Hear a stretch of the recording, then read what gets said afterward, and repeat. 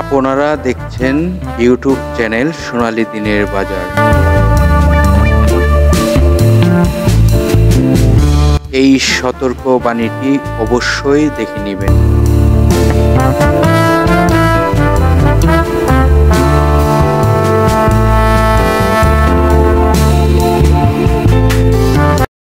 আসসালামু আলাইকুম সম্মানিত বিনিয়োগকারী ভাই ও বোনেরা, আশা করি সবাই ভালো আছেন। আজকের ভিডিওর টপিকটি আপনারা ইতিমধ্যে ফলো করেছেন। কি রয়েছে এই স্টকটিতে জানবো আজ। তবে আজকে যে স্টকটি নিয়ে আলোচনা করতে যাচ্ছি সেই স্টকটির বিষয়ে আপনাদেরকে বলবো কেন স্টকটি হঠাৎ করে ভালো হয়ে যাচ্ছে। তো স্টকটির আলোচনার পূর্বে আপনাদেরকে বাজারের কিছু আলোচনা প্রকাশ করি। গত কার্য দিবসে আপনাদেরকে একটি দিক নির্দেশনা দেখানোর চেষ্টা করেছিলাম। বাজারের লেনদেন এবং বাজারটি পজিটিভ থাকলে ভালো কিছু আশা করা যাবে। তবে এখনো পর্যন্ত আমরা সেই ধরনের কোনো মুভমেন্ট দেখতে পাই নাই। এটি আপনারা সকলেই অবগত রয়েছেন। দেখুন, গত কার্য দিবসে মার্কেটের ৩৮১ কোটি টাকা লেনদেন হয় এবং ৯৩টি কোম্পানি পজিটিভে থাকে এবং নেগেটিভে থাকে ২৪৬টি কোম্পানি এবং ৫১টি কোম্পানি রয়েছে যে কোম্পানিটি ওপেনিং যে প্রাইজে হয় এবং ক্লোজিংও সেই প্রাইজে হয়। তো মার্কেটের সার্বিক পরিস্থিতি যদি গত কার্য দিবসের লেনদেনটি যদি ভালো কিছু হতো এবং এর পূর্বের যে লেনদেনটি হয়েছিল যেটি মঙ্গলবারের মার্কেটের লেনদেনের থেকে বুধবারের লেনদেনটি যদি ভালো হতো এবং বুধবারের যদি মঙ্গলবারের পিএসসি ইন্ডেক্স যে সূচকটি তার থেকে যদি বুধবারে প্লাস থাকতো তাহলে বাজারে একটি ভালো মুভমেন্ট আমরা আজকেই দেখতে পারতাম। তবে বাজারকে ভালো করতে হলে অবশ্যই বাজারে ভালো কিছু ফান্ড থাকতে হবে, বাজারের লেনদেন এর গতি ভালো থাকতে হবে, সেটি আগে প্রয়োজন। আর এখন আমরা জানব যে স্টকটি নিয়ে আলোচনা করতে যাচ্ছি সেই স্টকটির বিষয়। দেখুন, আজকের আলোচনার স্টকটি হলো তাল্লো স্পিনিং মিল। এটি টেক্সটাইল সেক্টরের একটি স্টক এবং আপনারা ইতিমধ্যেই অবগত রয়েছেন যে জেড ক্যাটাগরির কিছু স্টক হল্টেড হচ্ছে, আবার জেড ক্যাটাগরির অনেক স্টক প্রাইজও হচ্ছে। দেখুন, বাজারে দুঃসময়ে এইরকম স্টকগুলো কিছুটা মুভমেন্ট হয়, তবে স্থায়ী হয় না। স্থায়ী হয় যে স্টকগুলোকে নিয়ে গেম হয়, সেই স্টকগুলো স্থায়ী হয়, বেশ কিছুদিন এরকম হল্টেড থাকে। তো তেমনিভাবে আপনাদেরকে আজকে এই তাল্লু স্পিনিং মিল স্টকটি নিয়ে আলোচনা করব এবং এই স্টকটির বিষয়ে অনেক ধারণা আপনাদেরকে দিব। আশা করি আপনারা বুঝতেই পারবেন। তো এই স্টকটি আপনাদেরকে সর্বপ্রথমেই বলার চেষ্টা করি, সেটি হলো জেড ক্যাটাগরির একটি স্টক। তবে এই স্টকটির একটি ভালো দিক যদি আমি বলতে হয় তাহলে এই কোম্পানিটির ন্যাব ভালো রয়েছে। দেখুন, ৬ টাকা ৬০ পয়সা গত কার্য দিবসে তার ক্লোজিং হয় এবং বিগ একটি ভলিউম হয় মার্কেটে গত কার্য দিবসে। এটি এবং এই স্টকটি হল্টেড থাকে একদম ভালো একটি অবস্থানে। তবে এত ভলিউম একদিনে হওয়া কিন্তু ভালো নয়। হঠাৎ করে এত ভলিউম হওয়া ভালো নয়। ধীরে ধীরে যদি ভলিউম বাড়তে থাকে তাহলে স্টকগুলো ভালো হয়ে থাকে। তবে এখানে যদি কোনো পার্টি গেমের জন্য অপেক্ষা করে তাহলে কিন্তু এরকম হতে পারে, এটি আপনারা সকলেই অবগত রয়েছেন। তো আমি যেটি আপনাদেরকে বোঝাতে চাচ্ছিলাম যে এই স্টকটি, যে তাল্লু স্পিনিং মিল স্টকটি নিয়ে আজকে আলোচনা করতেছি, সেটি হলো টেক্সটাইল সেক্টরের জেড ক্যাটাগরির স্টক। আর জেড ক্যাটাগরির সম্বন্ধে আপনারা সকলেই অবগত রয়েছেন। এই কোম্পানিটির পার শেয়ার সম্পদ মূল্য রয়েছে ১৭ টাকা ৩৭ পয়সা। এদিকে যদি আপনারা বলেন খুবই ভালো একটি ন্যাব রয়েছে, সম্পদ মূল্যটা খুবই ভালো রয়েছে। আয়গুলো আপনারা ইতিমধ্যে অবগত রয়েছেন। তার গত বছরও আয় খারাপ ছিল এবং এই বছরও আয় খারাপ। তার এই কোম্পানিটি কিন্তু জুন ক্লোজিং কোম্পানি। এই কোম্পানিটি ফার্স্ট কোয়ার্টারে ৪৮ পয়সা লস করেছে এবং সেকেন্ড কোয়ার্টারে ৪৯ পয়সা লস করেছে, থার্ড কোয়ার্টারও ৪৯ পয়সাই লস করেছে। তার মানে এই কোম্পানিটি কি বদ্ধ রয়েছে? আমার মনে হচ্ছে এই কোম্পানিটি বদ্ধ রয়েছে।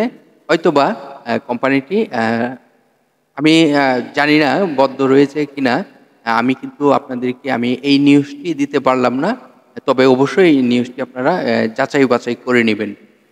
তাল্লু স্পিনিং মিল স্টকটি যদি চালু থেকে থাকে, তাহলে এই কোম্পানিটি এইভাবে লস করার কারণ কি? অবশ্যই এই কোম্পানিটি আমার কিছুটা ডাউট রয়েছে। আপনারা অবশ্যই এই কোম্পানিটির তথ্যগুলো জেনে নিবেন। ও আপনারা এই কোম্পানিটির ওয়েবসাইটে ইন করে তথ্যগুলো জেনে নিবেন। আবার কোথায় থেকে ইন করবেন এই কোম্পানির সেটিও আপনাদেরকে দেখাবো। আর আরেকটি বিষয়, এই কোম্পানিটি টেক্সটাইল সেক্টরের মধ্যে এই কোম্পানিটির শেয়ার সংখ্যা কিন্তু খুব একটি বেশি নয়। শেয়ার সংখ্যা রয়েছে ৮,৯৩,০০,০০০ মতন। আর এই কোম্পানিটি পাবলিকের পার্সেন্টেজ যদি আপনাদেরকে বলার চেষ্টা করি, পাবলিকের পার্সেন্টেজ রয়েছে ৪৮.৩৯%। তাহলে পাবলিকের হাতে টোটাল শেয়ার সংখ্যা রয়েছে ৪,৩২,০০,০০০ সামথিং শেয়ার। তো এই স্টকটির আপনাদেরকে তার যে অবস্থানটি সেটি এই মুহূর্তে চার্ট থেকে আপনাদেরকে দেখানোর চেষ্টা করলাম। এই যে চার্টটি দেখুন, দীর্ঘ সময় যাবৎ এই স্টকটির একটি কারেকশন হতে থাকে এবং এই যে স্টকটি হঠাৎ করে এরকম হাই প্রাইস হয়ে যাওয়া, এটি আসলে প্রাইসটি কিন্তু ভালো প্রাইসে ছিল একসময়। এবং আমরা যদি দেখি যে বাজারের যখন ১১ ফেব্রুয়ারির পর থেকে যে বাজারে ১২ ফেব্রুয়ারির পর থেকে যে বাজারের একটি কারেকশন শুরু হয়, তখন কিন্তু এই স্টকটি প্রায় ৳৯ প্রায় ৳৯ কত পয়সা? ৳৯.৫ ৳৯.৮০ পর্যন্ত কিন্তু স্টকটি প্রাইস হয়। এটি আপনারা সকলেই অবগত রয়েছেন। এখন এই যে ৳৬ থেকে হঠাৎ করে একটি ভালো ভলিউম হওয়া, হঠাৎ করে একটি ভালো প্রাইস হওয়া, এই যে আপনাদেরকে বললাম জেড ক্যাটেগরির কিছু স্টক এখন খেলাধুলা হবে এরকম বোঝা যাচ্ছে। তবে এই স্টকটি আপনাদেরকে কাউকে আমি বলি নাই যে এটি ক্রয় বিক্রয়ের কোনো সিদ্ধান্ত নেওয়ার জন্য। আমি জাস্ট আপনাদেরকে সচেতন করার জন্য কিছু তথ্য দিয়ে সহযোগিতা করতেছি। তো এখন আমরা দেখব ডিএসইর ওয়েবসাইট থেকে এই কোম্পানিটি। দেখুন, এই কোম্পানিটি গত ১ বছরে ৳৫.৯০ তার সর্বনিম্ন প্রাইজে আসে এবং সর্বোচ্চ ৳১০.৫০ পর্যন্ত তার প্রাইস হয়। এবং এই স্টকটি আপনাদেরকে পূর্বেই বলেছি টেক্সটাইল সেক্টরের একটি স্টক। এই কোম্পানিটির শেয়ার সংখ্যা কত রয়েছে? ৮,৯৩,৩৫,৩৭৫ আর এই কোম্পানিটি ২০১৫ সালে তার লাস্ট ডিভিডেন্ড ঘোষণা করেছিল, যেটি 10% ক্যাশ। তারপর এই কোম্পানিটি ডিভিডেন্ড ঘোষণা করতে পারে নাই। তো এই কোম্পানিটি জুন ক্লোজিং একটি স্টক এই কোম্পানি। এবং এই কোম্পানিটির আমি আরও কিছু তথ্য আপনাদেরকে দেখানোর চেষ্টা করি। এই কোম্পানিটি ১৯৯০ সালে বাংলাদেশ পুঁজিবাজারে তালিকাভুক্ত হয় এবং এই কোম্পানিটি জেড ক্যাটাগরিতে তার লেনদেন চলিতেছে। তো জেড ক্যাটাগরির শেয়ার সম্বন্ধে আপনারা সকলেই অবগত রয়েছেন। এই স্টকগুলোতে অনেকেই বিনিয়োগ করতে আগ্রহী হয় না, আবার অনেকেই হয়। এটি হলো যাদের এবিলিটি রয়েছে তারা এই স্টকগুলোকে চয়েস করে। দেখুন, এই স্টকটির শর্ট টাইমের জন্য কোনো লোন নেই এবং লং টাইমের জন্য একটি বিগ অ্যামাউন্ট লোন রয়েছে। তো এই কোম্পানিটির আপনারা যদি তথ্যগুলো আরও জানতে চান, তাহলে এই যে ডিএসইর ওয়েবসাইটে এসে আপনাদেরকে যে তথ্যগুলো দেখানোর চেষ্টা করলাম, সর্বশেষ অংশে দেখুন এই কোম্পানিটির একটি ওয়েবসাইট লিঙ্ক রয়েছে, যেটি আপনাদেরকে যদি এখানে ক্লিক করেন তাহলে আপনারা এই কোম্পানির তথ্যগুলো জানতে পারবেন। তো আপনাদের সাথে যে স্টকটি নিয়ে আলোচনা করলাম সেই স্টকটি হলো তাল্লু স্পিনিং মিল প্রতিষ্ঠানটি নিয়ে আলোচনা করলাম। তো এই মুহূর্তে আপনারা এই স্টকটি নিয়ে অবশ্যই চিন্তা ভাবনা করবেন। এখানে কি বিনিয়োগ করা সঠিক হবে নাকি এখানে বিনিয়োগ থেকে বিরত থাকা। তবে আপনারা যাচাই বাছাই করে সকল সিদ্ধান্ত বুঝে আমি শুধুমাত্র আপনাদেরকে তথ্যগুলো দিয়ে সহযোগিতা করে থাকি। শুধুমাত্র যে আপনাদেরকে ভালো স্টকের তথ্য দেই তা না। যখন কিছু স্টকের হঠাৎ করে মুভমেন্ট আসে এবং হঠাৎ করে ভালো প্রাইস হয়ে যায়, হঠাৎ করে ভালো ভলিউম হয়ে যায়, কেন হচ্ছে এবং এই স্টকটির রহস্য কী এবং অনেকে না জেনে জেড ক্যাটাগরিতে বিনিয়োগও করে থাকে। দেখা গেল কি অনেক বিনিয়োগকারী রয়েছে যারা কি জেড ক্যাটাগরি না এ ক্যাটাগরি না বি ক্যাটাগরি সেটি দেখে না। প্রতিষ্ঠানটি কি বদ্ধ আছে না রানিং এ আছে সেটিও দেখে না। কোম্পানিটি কি আ আ ভালো আয় হচ্ছে না আয় হচ্ছে না সেটিও দেখে না। তবে এগুলো না জেনে বুঝে কিন্তু অনেকে বিনিয়োগ করে ফেঁসে যায়। তবে এই কোম্পানিটি আপনারা যদি বলেন যে ন্যাপটি কিন্তু ভালো, সম্পদ মূল্যটি কিন্তু অনেক ভালো রয়েছে। আর লস তো দেখাই যাচ্ছে। প্রতি বছরও লস দিতেছে। সেই কারণে ডিভিডেন্ড দিতে পারে নাই।